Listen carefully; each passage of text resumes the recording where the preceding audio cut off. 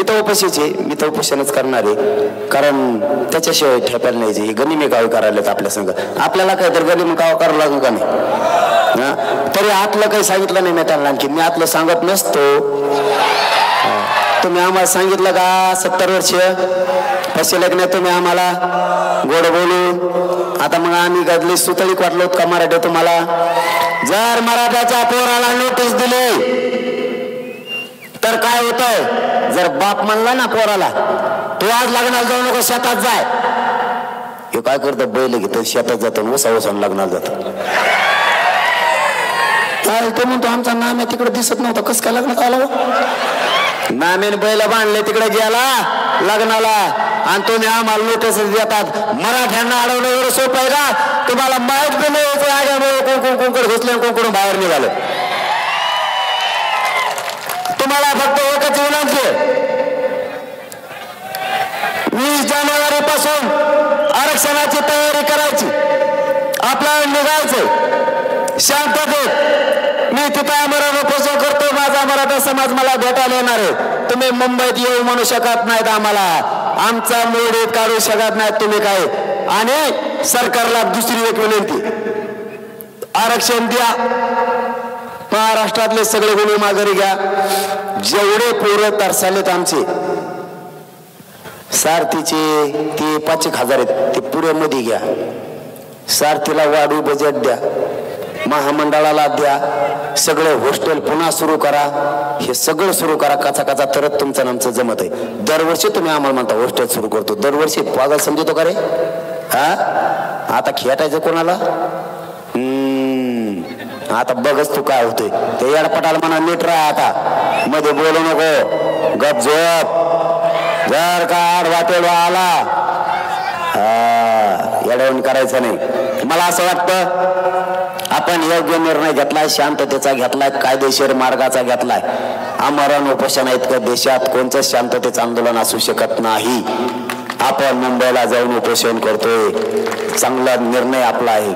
फक्त तयारी करा, तोपर्यंत शेताला पाणी द्या. तुमच्या हातात 10-15 दिवस आहेत, कापसं ठेवू नका, इकून बी टाका लगेच, पण पैसे संग घेऊ नका, आई बापाला द्या. बिगर पैशाचं जायचं, काना पैसे खर्चायचे नाही. एक कोणाला सोनं काही असलं तर घेऊ नका, मोबाईल संग घ्या, फक्त फोन फक्त नीट लावा, नाही तर मग काही वेगळेच लावतात. नीट राहा. रोजने जिथं जागा मिळाली तिथंच कचकाटून झोपायचं आणि तिथंच खायचं. त्यांनी नुसते जाताना धुराळा बघून ते म्हणलं पाहिजे मुंबईला यायच्या आत आरक्षण द्या गाड्यानं. हे लयच बेकार कार्यक्रम दिसायला लागलाय. नुसते धुराळा जरी दिसला इकडून निघल्याला ते म्हणते मुंबईला नका येऊन दे, तुमच्या पाया पडत होतं वर काहीतरी करा बाबा पटकून.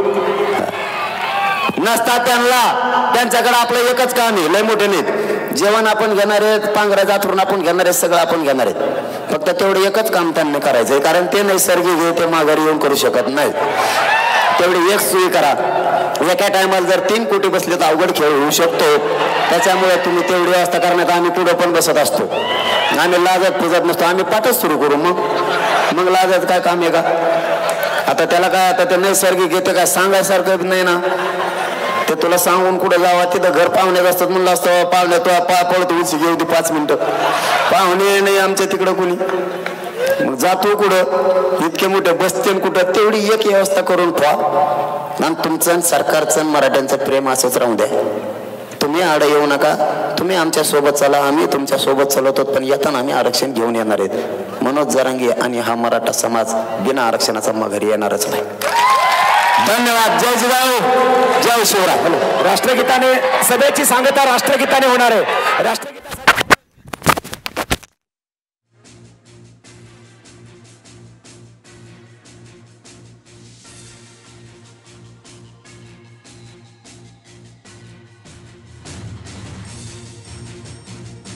असं जरांगेंनी या सभेच्या माध्यमातून सांगितलंय. तर 20 जानेवारीपर्यंत आरक्षण दिलं नाही तर 20 जानेवारीला मराठ्यांचा जनसागर हा मुंबईत धडकणार असल्याची घोषणा जरांगेंनी या सभेच्या माध्यमातून केलेली आहे. पोलिसांना सहकार्य करू मात्र सरकारला नाही, असं देखील जरांगेंनी या सभेच्या माध्यमातून सांगितलंय. तर 2 कोटीपेक्षा जास्त मराठा हे मुंबईत धडकणार आहेत. 20 जानेवारीला मराठा हे मुंबईत धडकणार आहेत. अंतरवाली ते मुंबई पायी मोर्चा निघणार असल्याचं देखील जरांगेंनी या सभेतून सांगितलंय. मात्र हिंसक आंदोलन करू नका असं आवाहन देखील जरांगेंनी मराठ्यांना दिलंय. मुंबईतून परत येताना आरक्षण घेऊन येणार. 20 जानेवारी तारीख ठरली म्हणजे ठरली असा विश्वास जरांगेंनी व्यक्त केलाय. तर आंदोलनाच्या तयारीला लागा असं देखील जरांगेंनी सांगितलंय. कायद्याच्या अधीन राहून आमरण उपोषण करणार असल्याचं त्यांनी म्हटलंय. तर मुंबईतील रस्ते साफ करा, आम्ही येतोय असं देखील जरांगेंनी म्हटलंय. बीडमध्ये ही जाहीर सभा पार पडली आहे. मुंबईतील रस्ते साफ करा, आम्ही येतोय असं या सभेत जरांगे म्हटले.